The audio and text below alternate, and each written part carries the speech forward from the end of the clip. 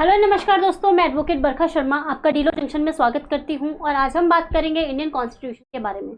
RJS, Chhattisgarh और जो भी अदर जुडिशरी होती है उनमें कॉन्स्टिट्यूशन एक ऐसा पार्ट है जो सभी में ही आता है। कोई भी जो जुडिशरी होती है वो उसके स्किप नहीं करती है और हम आज इसी की बात करेंगे, इंडियन कॉन्स्टिट्यूशन। ठीक है, जब हम किसी एक्ट को स्टार्ट करते हैं उसकी एक्ट देखते हैं। हम जानते हैं कि हम किसी भी एक्ट को स्टार्ट करते हैं तो उसकी इंडेक्स को देखना शुरू कर देते हैं, लेकिन संविधान एक ऐसा विषय है जिसको इंडेक्स तक पहुंचने से पहले भी हमको एक इसका संवैधानिक विकास देखना होगा कि भाई किस किस तरीके से ये आगे बढ़ा। लेकिन हम यहाँ पे उसको उतना ही देखेंगे जितना हमारे लिए आवश्यक है, क्योंकि अगर हम इसके विकास की तरफ जाएंगे तो इसका विकास बहुत ज़्यादा है, लेकिन हमको यहाँ पे उतना देखना है जितना हमारे एग्जाम के लिए इम्पोर्टेंट है।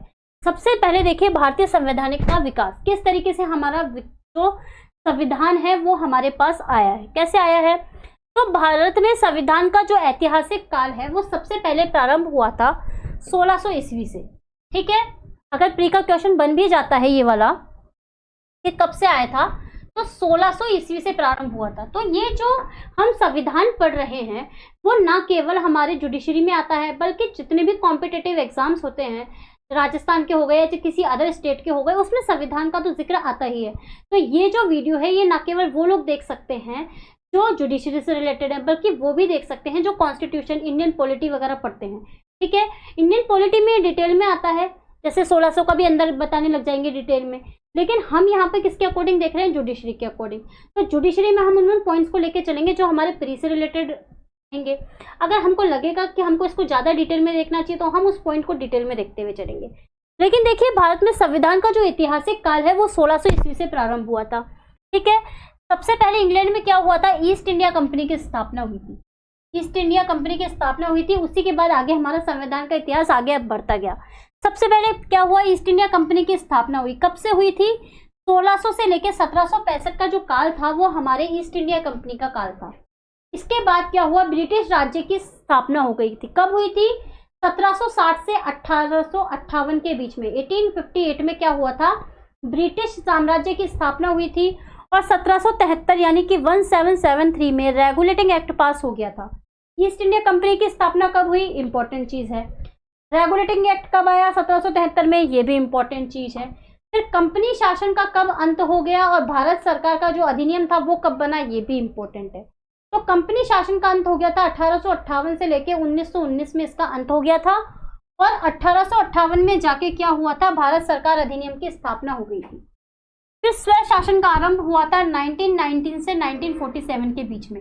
यहाँ पे मॉन्टेस्क्यू चेम्सफोर्ड रिपोर्ट दी गई थी भारत में, और संविधान की रचना हुई थी 1947 से 1950 में। वेरी इंपॉर्टेंट है, क्योंकि हम संविधान पढ़ रहे हैं तो हमें ये तो पता होना ही चाहिए कि संविधान की जो संरचना आई थी वो कौन से काल में आई थी। तो 1947 से 1950 का जो समय था उसमें संविधान की रचना की गई थी। अब ब्रिटिश क्राउन वगैरह जो थे उनके समय में क्या क्या चीजें हुई थी 1858 से 1947 के बीच में, जो हमारे लिए इंपॉर्टेंट है पढ़ने के लिए। तो गवर्नमेंट ऑफ इंडिया एक्ट पास हुआ था 1858 में। प्री में पूछा जा सकता है इंडियन काउंसिल एक्ट कब बना था, 1861 में बना था। इंडियन काउंसिल एक्ट का एक दूसरा और एक्ट बना था, वो 1892 में बना था। फिर भारत सरकार अधिनियम जो दो फेमस हुए थे, 1919 का फेमस हुआ था और 1935 का फेमस हुआ था। अगस्त प्रस्ताव कब रखा गया था, 1940 में अगस्त प्रस्ताव हुआ था। क्रिप्स प्रस्ताव 1942 में हुआ था। कैबिनेट मिशन की स्थापना हुई थी 1946 में, और माउंटबेटन योजना आई थी 1947 में। क्या हमको इनके ईयर्स को याद करना जरूरी है, तो बहुत जरूरी है, क्योंकि यही प्री में पूछे जाते हैं। और कोई भी एग्जाम होता है तो प्री में मोस्टली जो एबीसीडी वाले क्वेश्चन होते हैं उनमें तो इसी तरीके के क्वेश्चंस आते हैं। अब देखिए भारत का संविधान, जब हम भारत का संविधान देखते हैं तो प्रीएम्बल आता है। प्रीएम्बल जो इसके लिए सबसे इंपॉर्टेंट चीज है, क्योंकि सबसे पहले इसी को हम देखते हैं, क्योंकि इसी में सब चीजें बताई गई है। तो संविधान की रचना में काफी तरीके से यूज किया जाता है। पूरे संविधान की एक तरीके से आधार जो होती है वो हमारा प्रीएम्बल होती है। तो जब हम देखते हैं भारत का संविधान, तो आप लोगों ने भी देखा होगा जब वो फर्स्ट पेज को स्टार्ट करते हैं तो प्रीएम्बल आती है। ठीक है, जिसके बारे में इसका एक तरीके से इंट्रोडक्शन बताया गया इस एक्ट के अंतर्गत। क्या होता है, किसके ऊपर लागू होती है ये, सबसे पहले जब बात की जाती है तो ये आता है हम भारत के लोग। किस पे अप्लाई होगी, भारत। भारत कौन सा है, इंडिया, हमारा भारत। तो भारत के लोगों पर अप्लाई है। ये क्या करता है, भारत को यानी इंडिया को एक संपूर्ण प्रभुत्व संपन्न समाजवादी पंथ निरपेक्ष लोकतंत्रात्मक गणराज्य बनाने के लिए। आपको इस तरीके से प्रियम्बल पूरा मुंह जबानी याद होना चाहिए कि हम भारत के लोग भारत को संपूर्ण प्रभुत्व संपन्न समाजवादी पंथ निरपेक्ष लोकतंत्रात्मक गणराज्य बनाने के लिए तथा उसके समस्त नागरिकों को, किसके ऊपर अप्लाई हो रहा है, नागरिकों के ऊपर अप्लाई हो रहा है, यानी कि सिटीजन्स पर अप्लाई हो रहा है। कैसी कैसी दे रखा है, इंपॉर्टेंट चीज है ये वाली। सामाजिक आर्थिक राजनीतिक न्याय, न्याय कौन सा दिया जाता है, सामाजिक आर्थिक और राजनीतिक न्याय, ठीक है।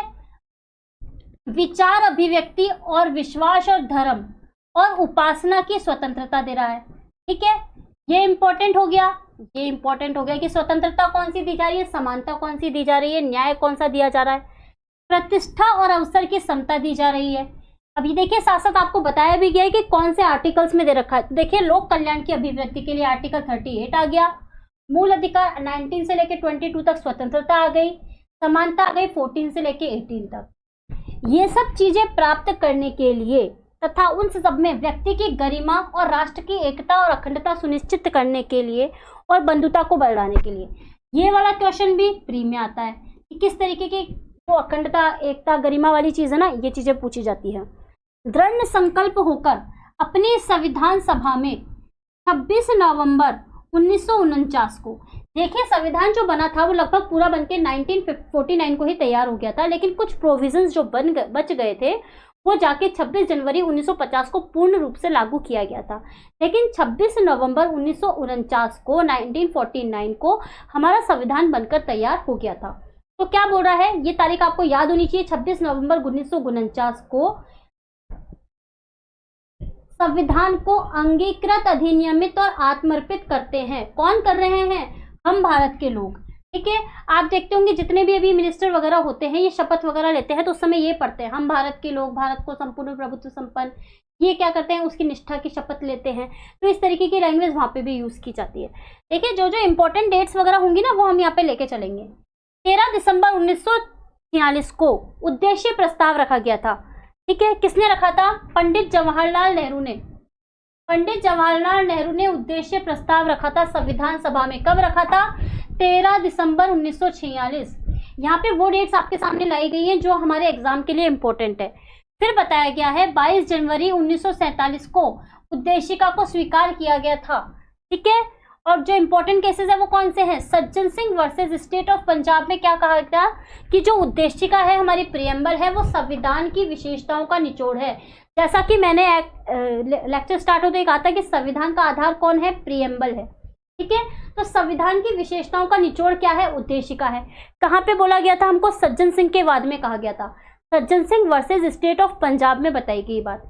इसके बाद गोलकनाथ के केस में कहा गया, Golaknath versus state of Punjab में हमको कहा गया है जस्टिस हिदायतुल्लाह ने कि उद्देशिका जो है आस्था और विश्वास की घोषणा है। आस्था और विश्वास की घोषणा क्या है, उद्देशिका है। ये वो पॉइंट्स हैं जो आपको याद होने बहुत जरूरी है क्योंकि एग्जाम में ये पूछे जाते हैं। इंद्रू बेरीबारी केस में 1960 में क्या कहा गया था, उद्देशिका संविधान का भाग नहीं है। उद्देशिका को संविधान का भाग कौन से केस में नहीं बोला गया है, तो बेरूबारी वाला जो केस था उसमें कहा गया था कि जो उद्देशिका होती है वो संविधान का भाग नहीं है। लेकिन फिर आया केशवानंद भारती का वाद 1973 में, उसने कहा कि जो प्रस्तावना है उद्देशिका है वो संविधान का भाग है, हो सकता है। जो भी रीजनेबल संशोधन करने होंगे वो यहाँ पे किए जा सकते हैं, ठीक है। पीडीएफ की समस्या हो तो आपको कहाँ जाना है, डीलो क्लासेस की ऐप पर जाना है। देखिए इंपॉर्टेंट पॉइंट्स हैं भारत के संविधान के जो मोस्टली एग्जाम्स में पूछे जाते हैं वो आपके लिए लेके आई हूँ यहाँ पे। कॉन्स्टिट्यूशन को स्टार्ट करने से पहले हम सबसे पहले इसके इंपॉर्टेंट पॉइंट्स को देखते हुए चलेंगे, तभी आगे जाके हमको हमारा कॉन्स्टिट्यूशन समझ में आएगा, ठीक है। संविधान सभा का गठन कब हुआ था, 1946 में हुआ था, ठीक है। संविधान सभा के पहले स्थायी अध्यक्ष कौन थे, डॉक्टर राजेंद्र प्रसाद। डॉक्टर राजेंद्र प्रसाद थे वो हमारे संविधान सभा के अध्यक्ष थे, पहले स्थायी अध्यक्ष। इसके बाद अस्थायी अध्यक्ष कौन थे, सच्चिदानंद सिन्हा। सच्चिदानंद सिन्हा अस्थायी अध्यक्ष थे और राजेंद्र प्रसाद स्थायी अध्यक्ष थे। सबसे पहली बैठक कब हुई थी, 9 दिसंबर 1946 को। 9 दिसंबर 1946 को हुई थी संविधान सभा की पहली बैठक। संविधान सभा के सदस्यों का चुनाव किसकी ओर से किया गया था, प्रांतीय विधानसभा के सदस्यों के द्वारा।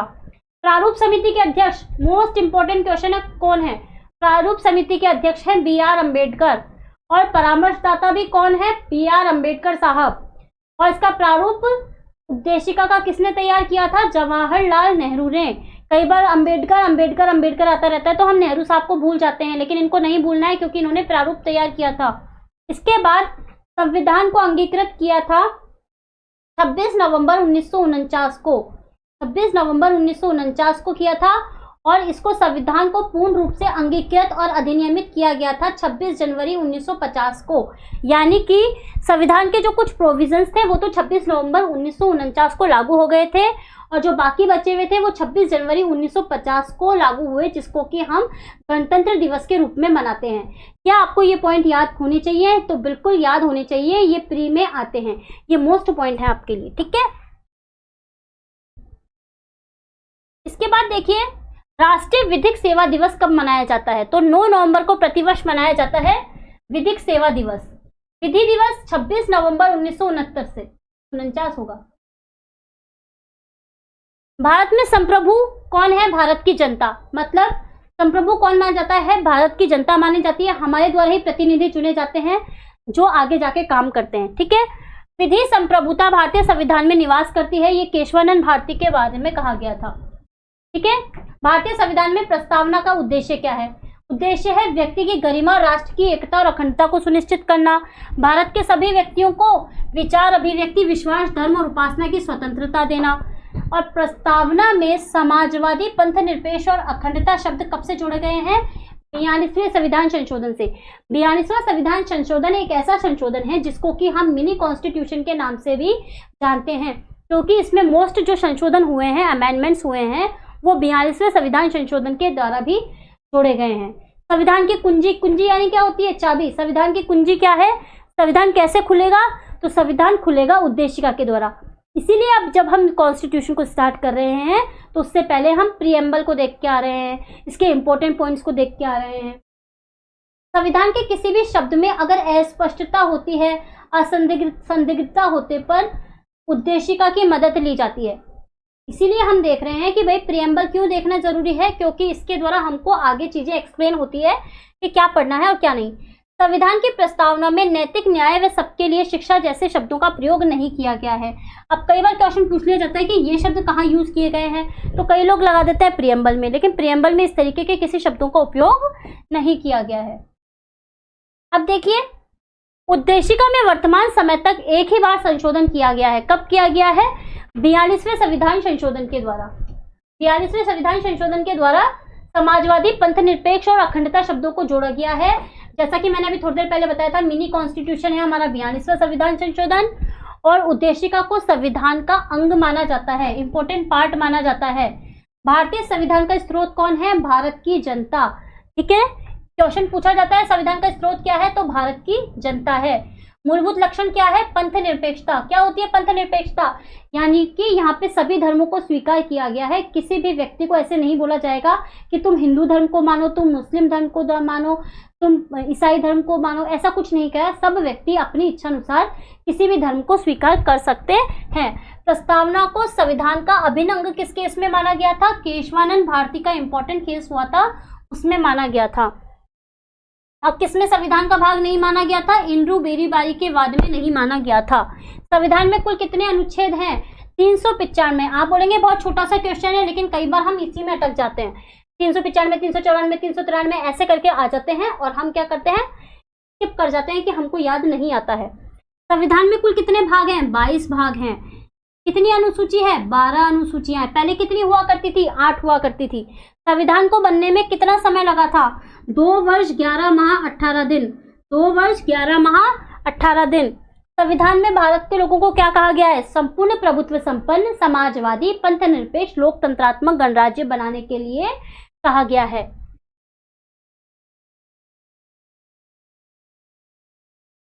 अब देखिए 15 अगस्त 1949 को भारत आजाद हुआ था, तो इसकी कुछ संवैधानिक विशेषताएं थी।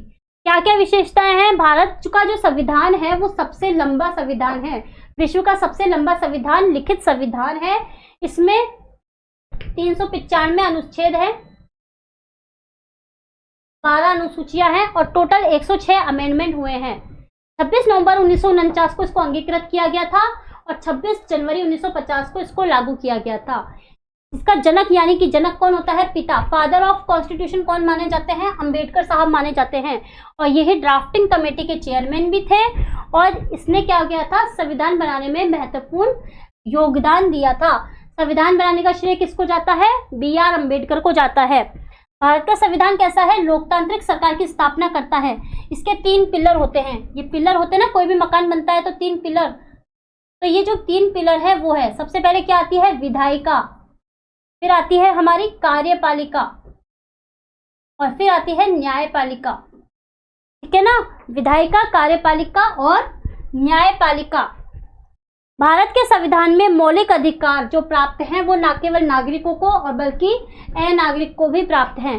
जैसे जैसे हम कॉन्स्टिट्यूशन को पढ़ते जाएंगे हम आपको बताएंगे कि ये अधिकार नागरिकों को प्राप्त है और ये अधिकार अनागरिक यानी कि नॉन सिटीजन को प्राप्त है और इनके उल्लंघन करने पर आर्टिकल 32 में संवैधानिक उपचारों का अधिकार प्राप्त किया गया है।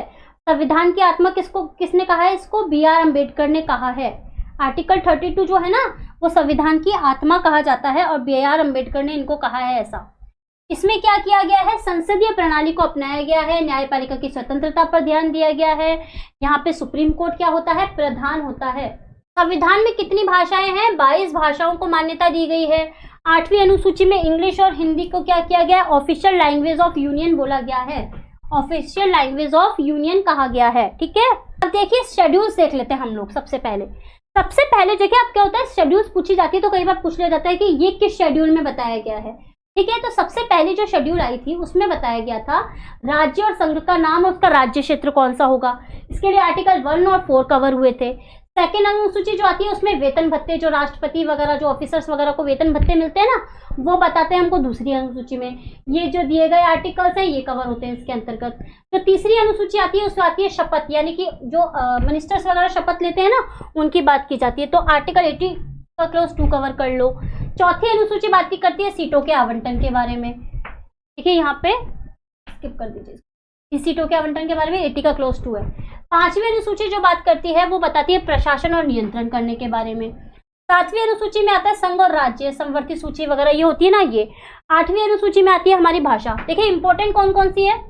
फर्स्ट इंपॉर्टेंट है, तीसरी इंपॉर्टेंट है, 7वीं इंपॉर्टेंट है, 8वीं इंपॉर्टेंट है, फिर इसके बाद ये सारी इंपॉर्टेंट है। ठीक है ना, 8वीं अनुसूची में क्या ये भी इंपॉर्टेंट है पर ये ज्यादा पूछी जाती है। लैंग्वेज आती है हमारी 8वीं अनुसूची में। ठीक है, 9वीं अनुसूची में बताया गया भूमि सुधार जमींदारी उन्मूलन के बारे में। 10वीं इंपॉर्टेंट है, वेरी वेरी इंपॉर्टेंट है, दल बदल का कानून जो आता है। 11वीं अनुसूची पंचायत के बारे में बात करती है और जो 12वीं अनुसूची है वो नगर पालिका के बारे में बात करती है। अनुसूची का आप लोग हमको कमेंट बॉक्स में बताएंगे क्योंकि मुझे भी तो पता चलना चाहिए ना कि आप मेरे वीडियोस को उस तरीके से देख भी रहे हैं या नहीं देख रहे। इसलिए आप 6th जो अनुसूची है उसको मुझे कमेंट बॉक्स में बताएंगे कि 6th अनुसूची कौन सी है और जब हम नेक्स्ट लेक्चर आएंगे तब मैं बताऊंगी कि सबसे पहले 6th अनुसूची का आंसर किसने दिया था। ठीक है, तो मिलते हैं एक नए लेक्चर के साथ। Thank you so much.